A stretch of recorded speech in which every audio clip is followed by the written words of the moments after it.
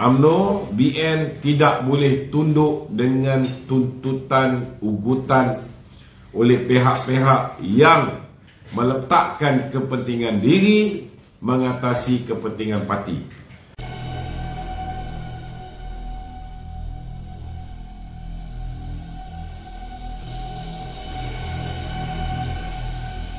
Ini sudah menjadi trend berzaman, tuan-tuan. Mana-mana parti politik, bukan hanya UMNO, saudara, parti lain.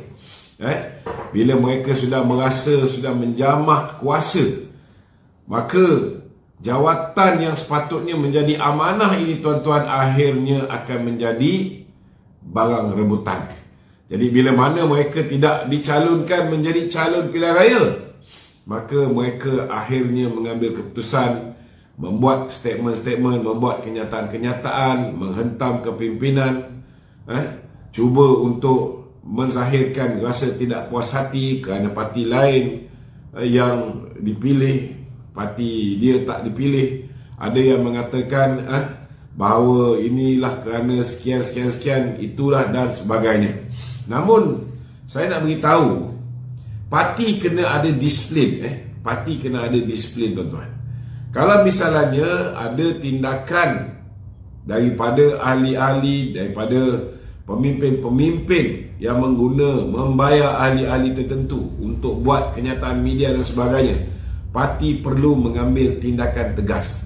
Kerana kalau parti membiarkan, apatah lagi kalau ada mereka yang turun menghantar memorandum dan sebagainya, membantah calon-calon yang sudah diputuskan oleh parti. Saudara, kalau parti tunduk dengan ugutan-ugutan, dengan bagi saya ini juga sebahagian daripada sabotaj, maka parti ini tidak akan ada disiplin.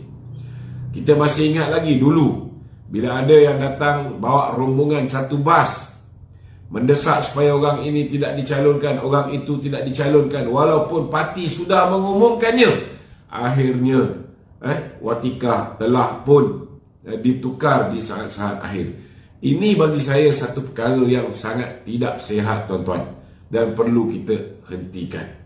Jadi pada malam ni saya menyeru kepada sahabat-sahabat, tak kiralah anda daripada parti mana, parti UMNO ke, DAP ke, PAS ke, apa ke, parti perlu ada disiplin.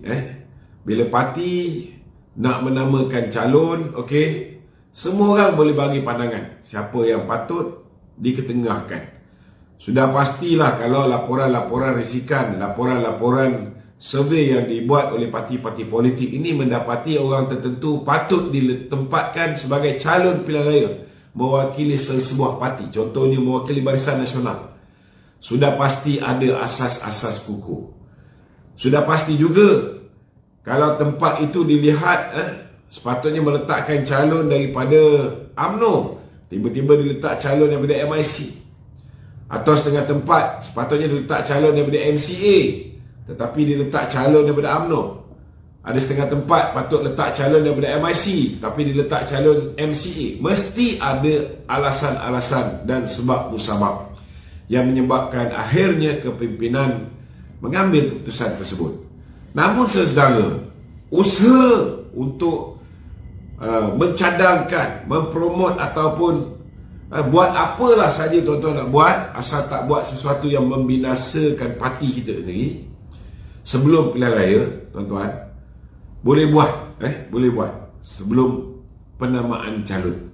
Tetapi bila parti sudah pun mengumumkan calon, sewajarnya semua pihak berlapang dada dan menerima apa saja yang telah pun diputuskan. Sudah pasti parti pun nak kita menang seberapa banyak kursi yang mungkin supaya kita boleh membentuk kerajaan selepas pilihan raya.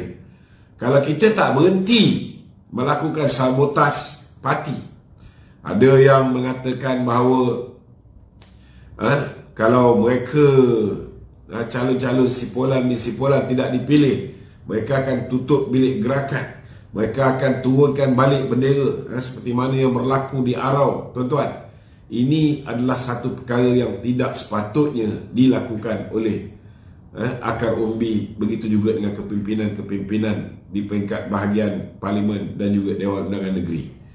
Kalau ini berterusan, tuan-tuan, alamat parti akan jahanam, saudara.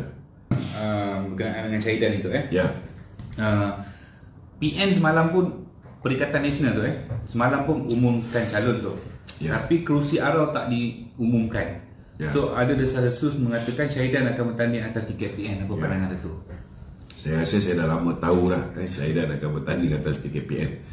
Dan kalau saya pun yang duduk di luar parti ni, walaupun dalam parti tapi bukan dalam kepimpinan parti, sudah ada information kita dah tahu dah orang ini ada menjalinkan hubungan dengan parti musuh kita, orang ini ada kerjasama dengan musuh kita, orang ini walaupun dia menjadi ahli parlimen Barisan Nasional tetapi walak kesetiaan dia kepada parti lain, kepada pemimpin parti lain.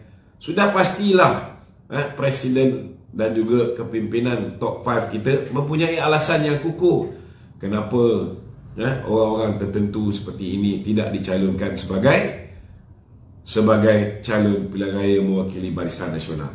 Saudara, sebelum ni kita tak ada masalah. Sebab apa? Sebab sebelum ni kita tak pernah kalah. 61 tahun Barisan Nasional tak pernah kalah. Itu sebabnya kita tak pernah pun dapat mengukur kesetiaan pemimpin-pemimpin kita. Tetapi lepas kita kalah, kita lihat ada pemimpin kita meninggalkan parti kita, melompat pergi ke parti lain. Selepas diugut dengan SPRM, diugut dengan pihak polis, ada yang diugut dengan lembaga hasil dalam negeri dan macam-macam bentuk ugutan, tuan-tuan. 16 orang dicuri oleh Bersatu. Namun ada juga saudara, termasuklah mereka yang mempengaruhi untuk pihak tertentu menyeberang ke Bersatu. Bila mana kita menang di Cameron Highland, dia tak jadi untuk melompat. Tetapi ada juga setengah-setengahnya, walaupun dia bersama dengan kita, tetapi bila dia didakwa, tuan-tuan, contoh macam Syahidan Kasim, sebelum ni bersama dengan kita, tetapi bila dia didakwa kerana mencabul kehormatan seorang remaja basking yang buat menyanyi di jalanan ni, baskers, maka akhirnya, tuan-tuan, dia telah meletakkan kesetiaan dia kepada pihak lain. Jadi kalau kita dah melalui pengalaman begini, kita dah lihat bagaimana bila mana parti mengambil keputusan untuk meminta semua ahli parlimen menarik sokongan kepada Muhyiddin Yassin. Pada ketika itu, tuan-tuan, ramai yang tidak mahu menarik sokongan terhadap Muhyiddin Yassin, ingkar arahan parti. Tetapi tuan-tuan, saya rasa Presiden UMNO begitu lenient, masih lagi memberikan muka kepada orang-orang yang gagal untuk mematuhi permintaan parti.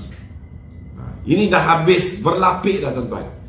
Kalau setakat beberapa orang yang digugurkan ini, saudara, sudah pastilah kerana mereka punya penglibatan, mereka punya peranan dalam membantu musuh UMNO itu sendiri begitu serius. Kalau tidak, mereka sudah pasti tidak digugurkan sebagai calon pilihan raya. Saya ambil contohlah, orang seperti Syahidan Kasim, boleh dianggap sebagai seorang warlord, orang yang kita tahu menjaga kawasan dia dengan baik. Kita pun tahu dia kaya macam mana, dia menggunakan duit dia sehabis banyak dia belanja. Kita pun tahu macam mana Tan Sri Anwar Musa, seorang yang menjaga bahagian dia, banyak duit juga telah dibelanjakan. Kita mengambil risiko, tuan-tuan. Kita mengambil risiko. Kalau kita letak orang-orang ini sebagai calon pilihan raya, selepas pilihan raya tidak ada jaminan. Memang betul ada akta lompat parti, tetapi akta lompat parti itu kerusi hanya akan kosong kalau dia meninggalkan parti. Tetapi kalau dia selepas pilihan raya, dia menyokong Presiden Bersatu, contohnya, saya bagi contoh, sebagai calon Perdana Menteri, dia tak bagi sokongan kepada calon kita daripada UMNO, boleh tak kerusi yang dia pegang itu dikosongkan dan kita adakan pilihan raya balik? Tak boleh, tak hilang kerusi dia, tuan-tuan. Kalau ketika itu dia memberikan sokongan kepada Tan Sri Muhyiddin, contohnya, sebagai calon Perdana Menteri, parti yang ambil tindakan memecat dia. Hilang tak kursi dia? Tak hilang, tuan-tuan. Jadi memang ada kelemahan Akta Lompat Parti ini, saudara. Itu sebab Muhyiddin membantah orang yang dipecat daripada kehilangan kursi dia. Ini kena faham, tuan-tuan. Ini kena faham.